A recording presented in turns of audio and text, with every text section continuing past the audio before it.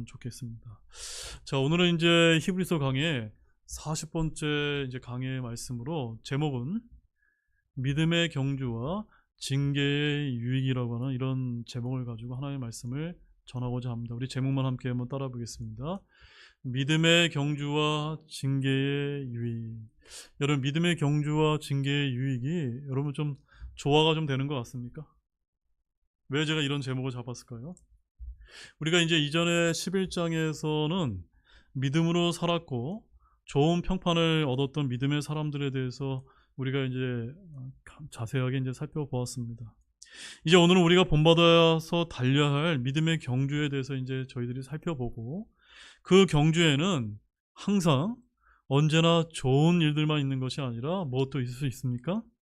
하나님께서 주시는 징계도 얼마든지 있을 수 있다는 점입니다. 근데 중요한 점은 그 징계로 말미암아 거기에는 영적인 유익이 있다는 것을 오늘 본문의 말씀이 저와 여러분에게 보여주고 있는 것입니다. 얼마나 귀한 본문인지 모르겠습니다. 그래서 오늘 말씀 제목을 제가 믿음의 경주와 징계의 유익이라고 하는 이런 이제 제목을 이제 잡게 된 것입니다.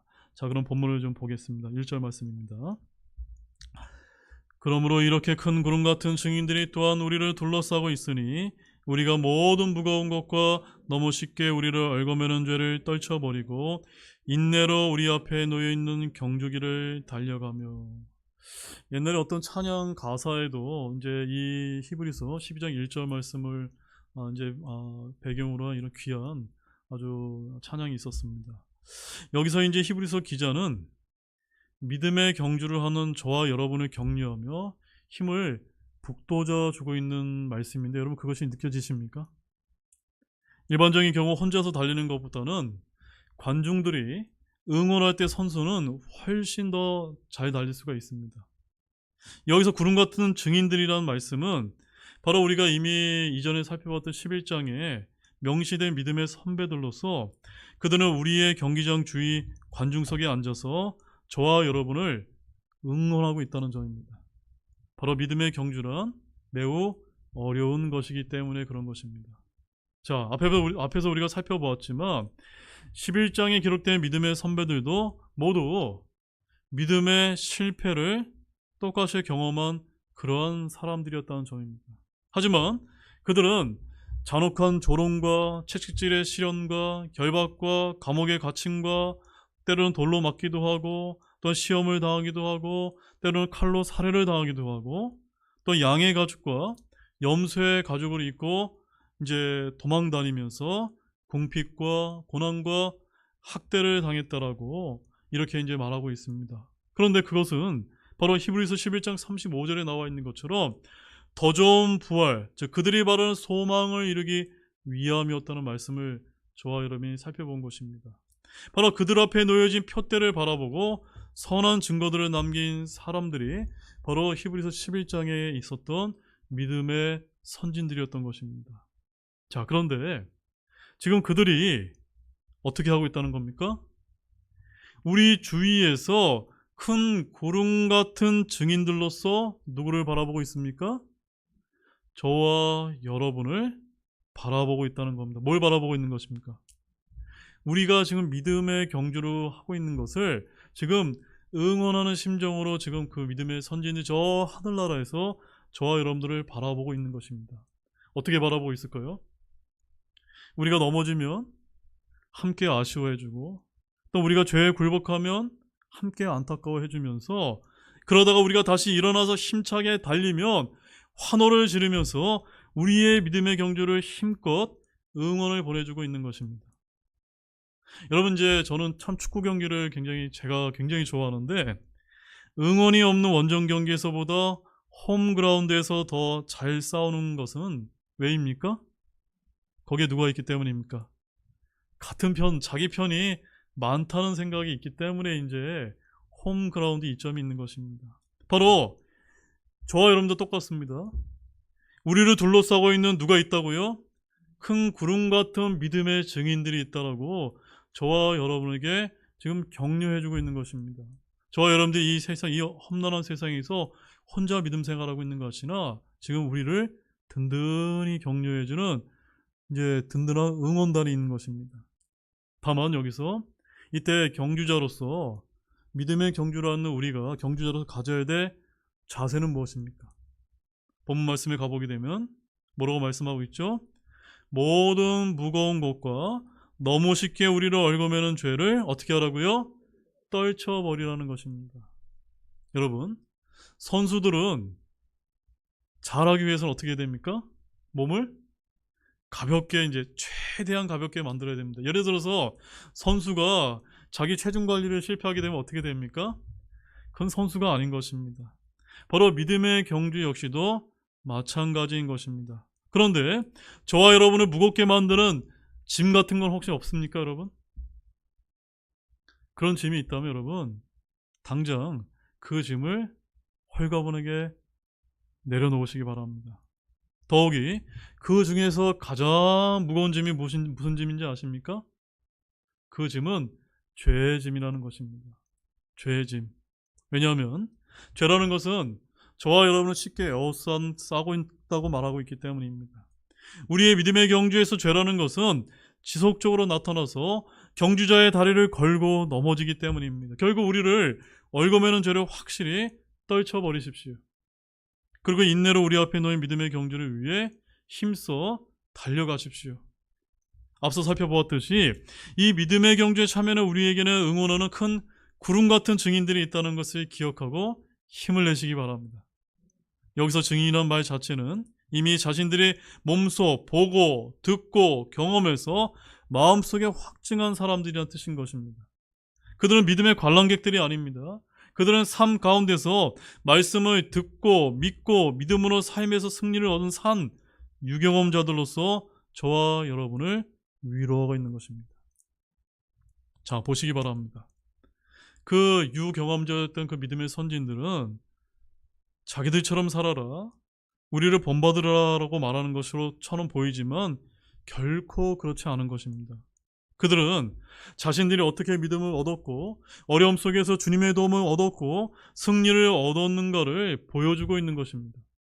그러면서 믿음의 경주의 비결이 자신들 안에 있었던 것이 아니라 무엇이라고 말하고 있는 건지 아십니까? 믿음의 창시자요 완성자이신 예수님을 바라봄으로써 자신들이 승리했다는 점을 증언하고 있다는 점입니다. 믿음으로 가는 이 말은 바로 주님을 바라봄으로써와 같은 말인 것입니다. 여러분 이사야서 45장 22절 말씀을 찾아보실까요? 이사야서 45장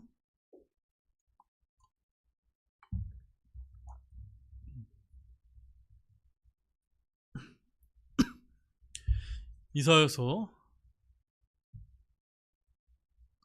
45장 22절 말씀에 가보시게 되면 거기 이런 말씀이 이제 기록되어 있습니다. 자, 다 찾으신 줄 알고 우리 한 목소리로 이렇게 읽어보겠습니다. 땅의 모든 끝들이여 나를 바라보고 이로써 너희는 구원을 받을지어다. 나는 하나님이요 나 외에는 다른 자가 없느니라. 나가 누구시라고요? 하나님이시요 바로 예수 그리스도를 이제 가리키는 것입니다. 그 예수님을 바라봄으로써 우리가 무엇을 받게 되는 겁니까? 구원을 이제 받게 되기 때문에 그 예수님만을 믿음의 창시자여 완성자임으로 바라보고 우리가 힘써 달려가야 되는 것입니다. 여러분, 바로 이 믿음의 선진들은 주님을 바라봄으로써 승리의 삶을 살았던 것입니다. 따라서 우리 역시도 그렇게 하면 된다는 것을 믿음의 경주를 달렸던 산 증인으로서 우리에게 말해주고 있는 것입니다. 또한 우리는 관중석에서 예수님을 바라보는 것이 아니라 인내로 우리 앞에 놓여있는 경주기를 달려가며와 같이 예수님을 바라보셔야만 되는 것입니다. 즉 주님은 믿음으로 달리는 사람들 앞에 계시기 때문에 관중석에서는 달리는 사람들이 보일 뿐 주님이 보이지 않는 것과 똑같은 것입니다. 사람들은 저마다 열심히 다릅니다. 대부분 사람들은 앞만 보고 달렸다고 고백합니다. 한눈 팔지 않고 달렸는데 어느덧 나이가 들어서 은퇴할 때가 되돌아가 보니까 내가 달리긴 했는데 제대로 왔는지 잘 모르겠다라고 이런 고백을 하는 분들이 많이 있는 것입니다. 왜 그럴까요, 여러분? 왜 그럴까요? 예수님만을 바라보지 않고 자신이 세운 목표만 보고 달려왔기 때문에 그렇게 이제 고백을 하게 되는 것입니다. 우리 성도들은 우리 앞에 놓인 믿음의 경주를 달려야지 내가 달리고 싶은 코스나 남의 코스를 달려서는 됩니까? 안 됩니까? 안 된다는 것입니다. 본문 2절입니다. 우리 믿음의 창시자여 또 완성자이신 예수님을 바라보자.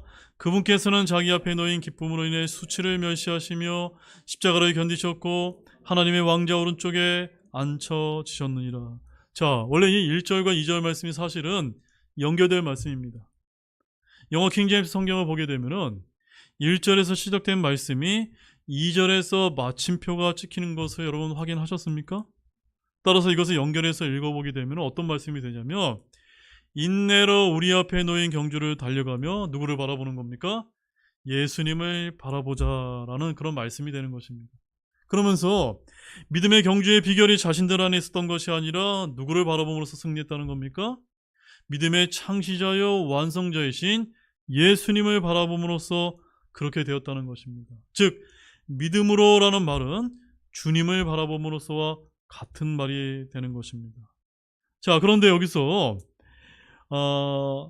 창시자라고 이제 번역된 말이 영어 킹제임스 성경에 author라고 되어 있는데 이것은 저자, 작곡자, 주인, 소유권자라는 이런 뜻을 가지고 있습니다.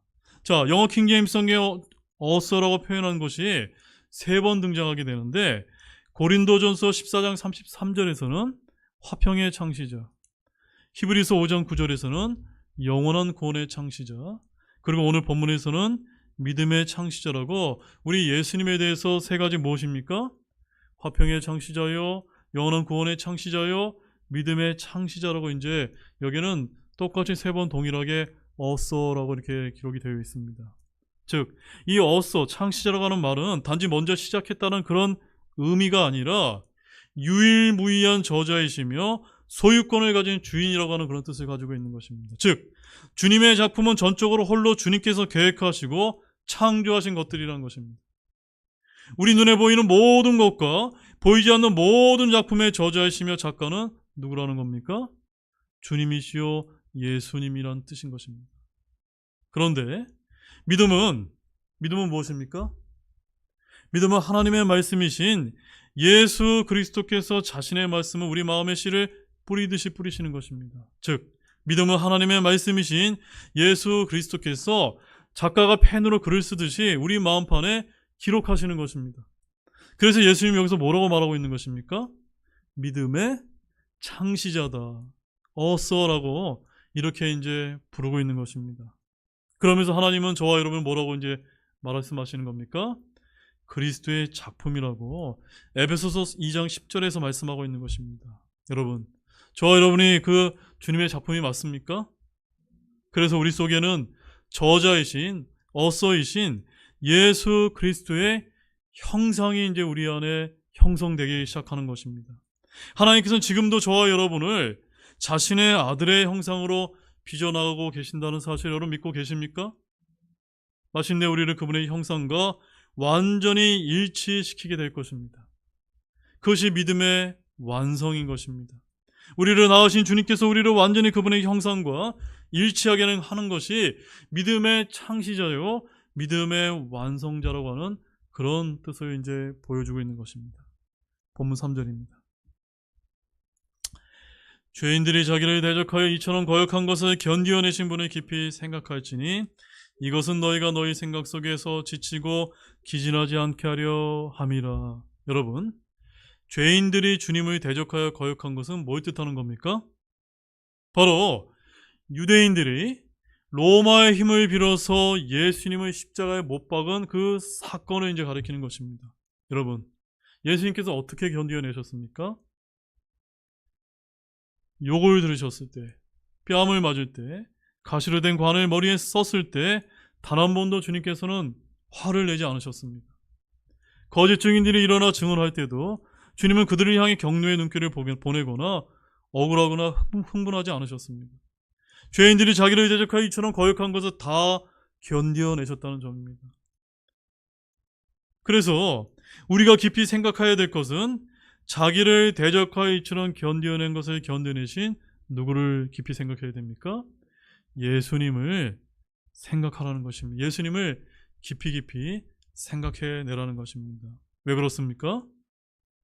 그리스도를 깊이 생각하는 사람은 그 사람 속에 누가 형성되시죠?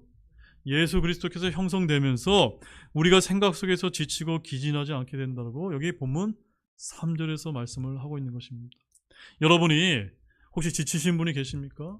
기진하신 분이 계십니까? 이유가 무엇 때문입니까?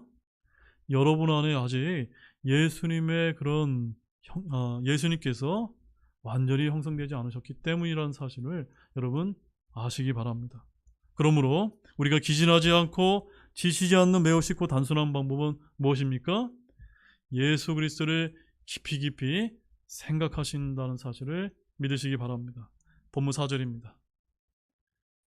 너희가 죄와 싸우되 아직 피 흘리까지 대항하지는 아니하였느니라. 여러분, 우리가 싸우는 이 죄와의 싸움은 어떤 싸움입니까?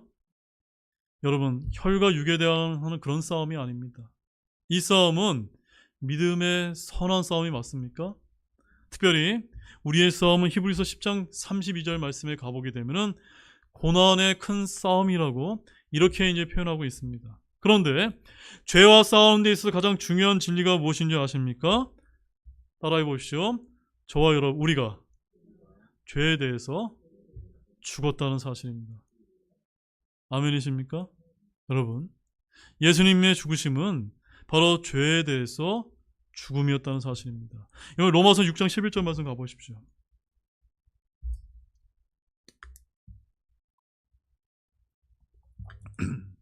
로마서 6장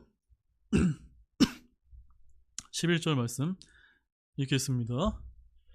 이와 같이 너희도 너희 자신을 죄를 향해서는 참으로 죽어 있지만 하나님을 향해서는 예수 그리스도 우리를 주를 통해 살아있는 것으로 여길지어다.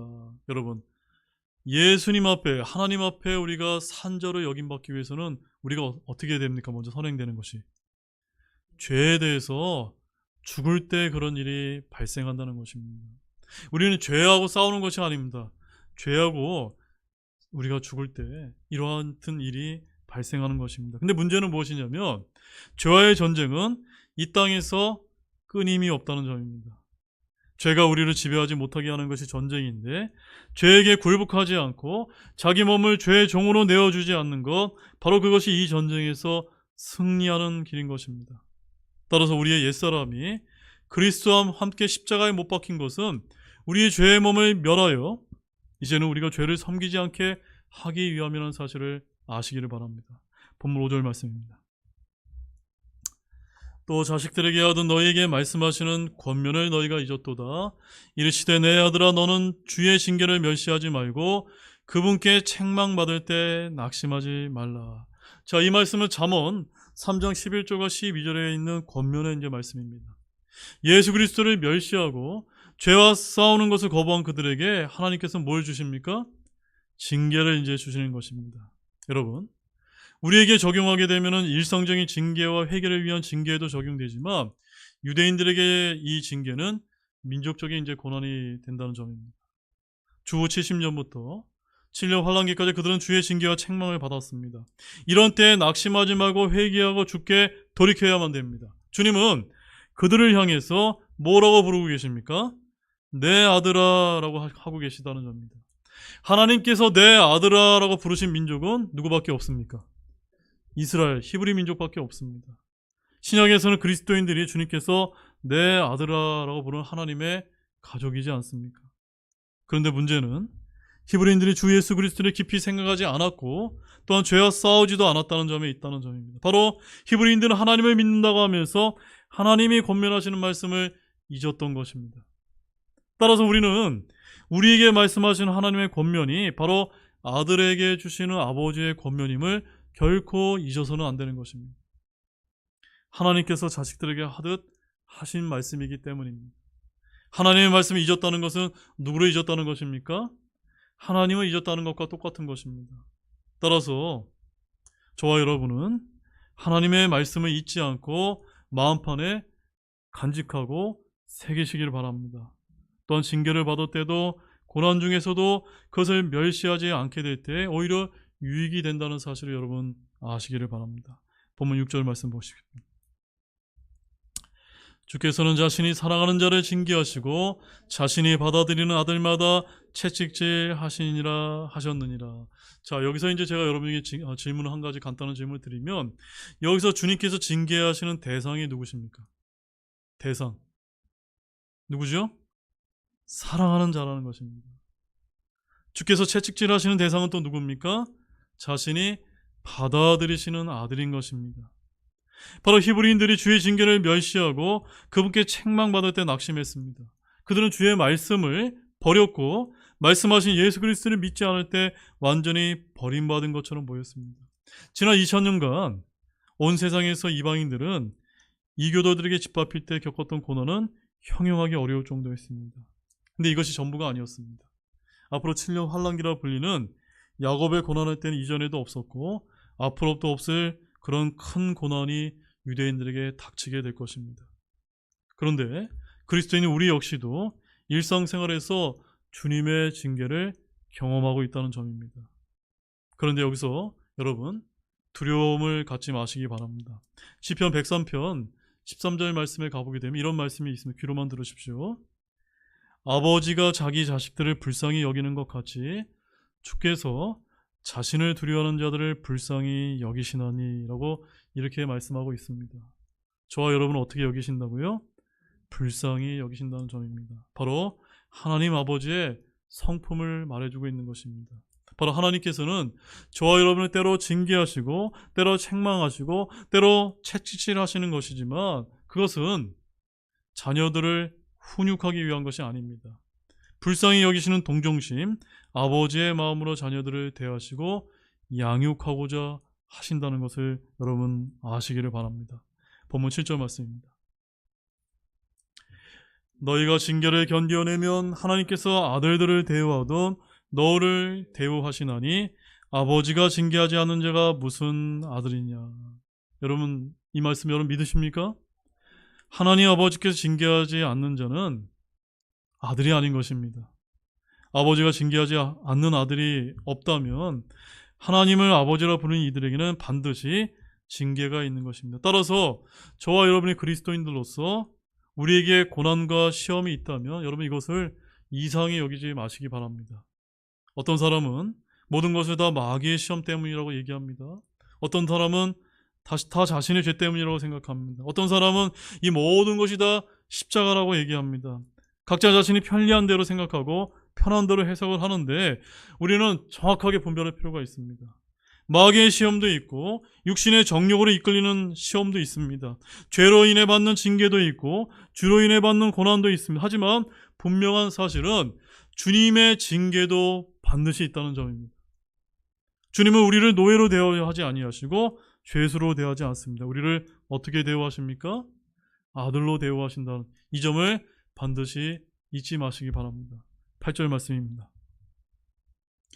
모두가 징계받는데 참이함으로 너희가 징계가 없으면 너희는 사생하여 아들이 아니니라. 모든 사람이 뭘 받는다고요? 징계를 받는다는 것이 모든 사람이 시험을 받는다는 것입니다. 자신에게만 홀로 닥치는 시험과 자신에게만 있는 그런 징계는 있습니까? 없습니까? 없다는 점입니다. 따라서 우리가 받는 시험은 모든 사람의 공통적으로 있는 시험이고 우리가 받는 징계는 모든 사람이 받는 징계라는 사실을 아시기를 바랍니다. 따라서 징계가 없으면 복된 일이요 잘된 일이 아니라는 점인 것입니다. 여러분 징계가 없으면 좋겠다 싶지만 부모가 없는 아이, 감독이 없는 선수, 스승이 없는 제자, 목자 없는 양, 지휘자 없는 단원과 같은 것은 아무것도 아닌 것입니다. 바르게 잡기 위해서 필요한 것은 징계요 책망인 것입니다. 여러분 요한계시록 3장 19절 말씀 보십시오. 요한계시록 3장 19절 말씀 주님께서 뭐라고 우리에게 말씀하시는지 우리 함께 또 읽어보겠습니다. 같이 읽겠습니다. 내가 사랑하는 자들을 다 내가 책망하고 징계하노니 그러므로 열심을 내고 회개하라. 아멘이십니까? 하나님께서 저와 여러분을 사랑하는 그런 자녀들이 맞습니까? 내가 그 사랑하는 자녀라고 믿으신다면 우리 역시 주님으로부터 책망받고 때로는 징계받을 수 있습니다. 그때마다 우리는 어떻게만 하면 됩니까? 열심을 내어서 회개하기만 하면 되는 것입니다. 주님께서 책망하고 징계하는 대상은 사랑하는 자들이라는 것을 여러분 결코 잊지 마시기 바라면서, 징계하는 이유와 목적은 회개하도록 하기 위함이라는 사실을 잊지 마시기 바랍니다. 본문 9절 말씀입니다. 읽겠습니다. 또한 우리에게 있는 우리 육체의 아버지들이 우리를 바로 잡아도 우리가 그들을 공경하였거든 하물며 영들의 아버지께 우리가 더욱 복종하여 이로써 살아야 하지 아니하겠느냐. 여러분, 육체의 아버지들도 자기 자녀를 책망하고 징계하고 바로 잡는다는 겁니다. 근데 우리에게 누가 계시죠? 영들의 아버지이신 하늘의 아버지가 계시지 않습니까? 스가랴서 12장 1절 말씀에 가보게 되면 거기 뭐라고 얘기하냐면, 하늘들을 펼치고 땅에 기초를 놓으며 사람 속에 사람의 영을 짓는 자가 말하노라 라고 이렇게 말씀하고 있습니다. 이분이 누구이시죠? 하나님이지 않습니까? 사람 속에 있는 사람의 영을 지으신 주 하나님이 계시다는 사실입니다. 바로 영을 짓느니 영을 주시는 분이라는 의미가 바로 영들의 아버지라고 하는 그런 뜻인 것입니다. 바로 우리는 육신의 아버지가 있고 또 누가 있습니까? 영들의 아버지이신 성부 하나님 아버지께서 저와 여러분에게 있다는 점입니다. 따라서 우리는 어떻게 해야 됩니까? 이 영들의 아버지께는 더더욱 복종하며 살아가야 된다는 점입니다. 여기서 산다는 말은 육신적으로 살면 죽고 영으로서 몸의 행실을 죽이면 산다고 하는 그런 뜻이 되는 것입니다. 본문 10절입니다. 진실로 그들은 며칠 동안 자기들이 기뻐하는 대로 우리를 징계하였으나 그분께서는 우리의 유익을 위해 하시나니 이것은 우리가 자신의 거룩함에 참여하는 자가 되게 하려 하심이니라. 바로 육체의 아버지들은 잠깐 자기들이 기뻐하는 대로 우리를 징계합니다. 영들의 아버지이신 하나님께서는 무엇을 위해 징계하십니까? 우리의 영적인 유익을 위해서 징계하신다는 점입니다. 징계의 목적이 바로 우리의 유익이요, 징계의 결과가 바로 우리가 자신의 거룩함에 참여하는 자가 되게 하기 위함이라는 점입니다. 여러분 아멘이십니까? 따라서 우리는 징계를 통해 무엇에 참여하게 되는 겁니까? 주님의 거룩함에 참여하게 되는 것입니다. 이처럼 하나님의 성품이 우리 속에 형성되고 우리를 통해 드러나도록 하기 위해서 주께서 바로 잡으시는 것이 바로 무엇입니까? 징계인 것입니다. 본문 11절입니다. 같이 읽겠습니다. 그런데 어떤 징계도 그 당시에는 기쁘게 보이지 아니하고 슬프게 보이나 그럼에도 불구하고 그것은 후에 그것에 의해 단련된 자들에게 의의 화평한 열매를 맺느니라. 아멘. 그런데 어려운 점은 그 어떤 징계도 그 당시에는 어떻게 보인다는 겁니까? 기쁘지 않고 슬프게 보인다는 점 때문에 이것이 이제 우리에게 때로는 이제 아프게 다가오는 것입니다. 그러나 성경을 통해 징계의 유익을 알고 믿는다면 저와 여러분이 징계를 허겨받는 동안에는 괴롭고 슬프다 하더라도 나중에는 그 징계를 통해서 우리가 결과와 열매가 있다는 사실을 여러분 아시기를 바랍니다. 자, 따라서 사도 바울이 징계를 통해서 우리가 맺을 수 있는 열매에 대해서 한 11가지를 얘기하고 있는데 9가지를 얘기하고 있는데 제가 빠르게 말씀드릴 테니까 잘 기억하시기 바랍니다. 첫 번째, 고린도후서 12장 4절에서 8절 말씀에 보게 되면 징계를 통해서 우리가 겸손해질 수가 있습니다. 두 번째, 고린도후서 1장 4절에서 징계를 통해 자신이 다른 사람을 위로할 수 있는 자격을 갖추게 된다는 점입니다. 세 번째, 골로새서 3장 1절과 3절의 말씀에 의하면 징계를 통해서 땅이 아닌 하늘의 것에 애정을 두게 된다는 점입니다. 네 번째, 빌립보서 4장 19절 말씀에 의하면 징계를 통해 하나님의 약속이 사실임을 입증하게 된다는 점입니다. 다섯 번째, 고린도후서 12장 9절 말씀에 징계를 통해 하나님의 은혜의 풍성함을 배우고 입증하게 된다는 점입니다. 그 다음에 여섯 번째, 로마서 5장 3절과 4절 말씀에 징계를 통해 우리는 소망을 이룬다고 말씀하고 있습니다. 그 다음에 일곱 번째, 욥기서 23장 10절 말씀에 가보게 되면은 징계를 통해 우리는 금같이 빚어진다고 말씀하고 있습니다. 그 다음에 8번째 시편 119편 71절 말씀에 가보면 징계를 통해 저와 여러분이 주의 말씀을 배우게 된다라고 말씀하고 있습니다. 그 다음에 마지막 9번째 히브리서 11장 11절에서 징계를 통해서 무엇을 얻을 수가 있습니까? 의의 화평의 열매를 맺는다라고 이렇게 말씀을 하고 있는 것입니다. 사랑하는 여러분, 특별히 마지막 9번째 이 말씀을 마음에 간직해 두시기 바랍니다. 바로 주님이 사랑하는 자, 받아들이시는 아들에게 베푸시는 은혜의 손길이기 때문인 것입니다. 이제 결론의 말씀을 드리겠습니다. 오늘 말씀을 이제 정리해 보게 되면 한마디로 말해서 믿음의 경주는 무엇이었습니까? 믿음의 완성자여 창시자이신 예수님만을 바라보고 달리는 것이라는 사실을 저와 여러분이 배우게 되었습니다. 그렇게 달리다 보면 때로 지치기도 하고 또 죄와 싸우기도 하고 때로는 징계를 받기도 합니다. 하지만 감사하게도 히브리서 기자는 뭐라고 우리에게 말하고 있습니까? 그 모든 것이 주님께서 우리를 누구로 대우하시기 때문입니까? 사랑하는 자들로서 아들로 대우하시기 때문에 우리의 영적인 유익을 위해서 주신 것이다 라고 말씀하고 있다는 사실을 결코 잊지 마시기를 바랍니다. 또한 그것을 통해 우리가 어디에 참여하게 됩니까? 주님의 거룩함에 참여하게 하는 자가 되게 하심이라는 이 말씀을 통해서 큰 위로를 받으시기 바랍니다. 우리 모두가 의의 화평한 열매를 풍성히 맺게 되시는 모든 분들이 되시기를 주님의 이름으로 간절히 축원합니다. 기도 마치겠습니다.